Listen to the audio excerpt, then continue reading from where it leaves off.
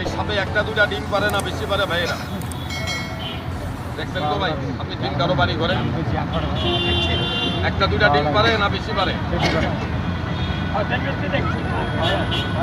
সাপের একটা ডিম, একটা সাপে 40টা 50টা ডিম পারে। সাপের ডিম হলো প্লাস্টিকের মতন সরা বান্ধা থাকে। আপনি সাপের ডিম যখন মেলা দিবেন, এটা রবারের মতো লাভ পাবেন। যদি আপনি বাড়ি দিয়ে ভাগেন, এটার বাচ্চা হলে ডিমের তোরা মাথা বাইরিয়া ফোনে ধরে থাকবে, আর তারের সাপের বাচ্চা হলে ডিমের তোনা বাইরিয়া দৌড় মারবে। কেন বাঘের করে বাঘ হয়? ছেলেটাকে 4 ঘন্টা ঝাড়ার পরে চেষ্টা করি আমি ভালো করে আল্লাহ, এটাকে মনে করেন সাপ, আমরা মনে করি প্লাস্টিক। এটি কোনো সাপ না। যেই সাপে আব্দুল আলীরে কামড় দিয়া পাখির মতো উড়াল মারছিল, তারই একটা বংশধারী সাপ এখানে দেখেন। যখন আমি সাপটা বাইর করব, শুধু হাতের মুখটা কোনো ভাইয়া রাখবেন না। খেলা দেখেন, কোনো ভাইয়ের পয়সা লাগে না। এই দেখেন, এটার একটু বাইর মেজি দরস্তা গেলে গেলে এটা দেখেন। আমার কাছে বর্ষাকালে সাপ যায় ঘরের ভিতরে, আর শীতের মাসে সাপ যায় ধান খেতে। অনেক ছেলেরা দেখবেন ধান খাইটা ইন্দুরের কাতায় হাত ঢুকে অনেকে ধান বাড়ি করে না ভাই, বলাবেন মানা করে দিবেন ভাই। একদিন আগে সিলেট একটারে কামড় দিয়ে সাপে মারতে ধান খেতে। কেন? এটার মেনস্তা তুলে একমাত্র বান। যদি আছে কথা বলেন ভাইয়েরা, বললেন যে কোনো এক জায়গায় বান্ধি দেবো, গলায় বান্ধি দেবো। এই বান্ধিবার কোনো জায়গা নেই আর কি। একটা গাছের নাম বলে দেয়, যদি কোনোদিন চোখে পড়ে নিজে বাড়িতে তুলে রেখে দিয়েন।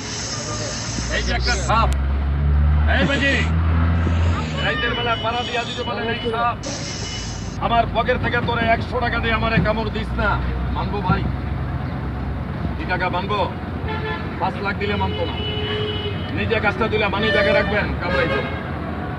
যেই বাড়ি 3 দূর আছে, বাড়িতে সাপ আছে। রাত্রে বেলায় 3 দূর মানে করে মানুষকে কামড়াইয়া ধরে। আপনি গাছটা নিজে তুলে বোতলে করে ঘরে রেখে দিয়ে, সাপ আছে বেরিয়ে যাবে। এই সাপ টাকা জঙ্গলার মধ্যে পান, বড় যদি লাঠি পান, অনেক ভাইয়ে কিন্তু সাপের লাঠি দিয়ে মারেন। যারা সাপ মারবেন, মাইরা কই ফেলাই দিয়ে না। যে কোনো সাপ আপনি মাইরা গাথা করে মাটির তলে রাখবেন, আর নাইলে কেরাসিটাল দিয়ে জ্বালাই দিবেন। সাপ মাইরা যদি কোনো লাগে ফেলাইয়া দেন, এটা পয়সা গেলে একটা গন্ধ হয়। সাপের পচা গন্ধটা ভালো না খারাপ দাদা? পুরুষেরা লাগলো হয় হাঁপানি গাছ, মেয়ে লোকেরা লাগলো হয় পোকের বাতাস, তার ঘোরা ফোলাবে নিলে মারা যায়। একটা পোক দেখে অন্ধকার রেখে তেল সারা বাতি জ্বলে নিবে। যুবকদানি বলেন, জুনি পোকার লাগে গাছটা মিলাই দিবেন। হাঁপানি যার 7টা দিন পানি খাওয়াবে। এই যে আমি যে সাপের কাছে বেজিটা নিয়ে রাখছি, আপনারা জানেন না, কিছু তেল হাতে নিয়েন। গাছটারে তেলের মধ্যে চুকার সাপ দেখলেন, এই করে মিলন করে। কেউ দেখছেন আপনারা কোনো জায়গায় ভাই? এরা কাকা সব জায়গায় পাওয়া যায়।